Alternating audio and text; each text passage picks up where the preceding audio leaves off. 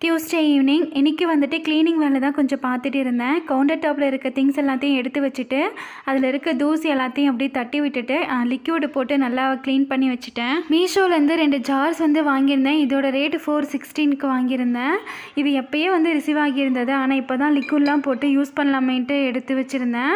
ஒரு ஜாரில் வந்துட்டு உப்பு போட்டு வச்சுட்டேன், இன்னொன்றில் வந்துட்டு புளி போட்டு வச்சுட்டேன். இன்றைக்கி வந்துட்டு ஒரு சொதப்பலான சமையல் தான் பண்ணியிருந்தேன். யூடியூப்பில் வந்துட்டு அரிசி மாவு சப்பாத்தின்னு சொல்லி ஒரு ரெசிபி பார்த்துருந்தேன்.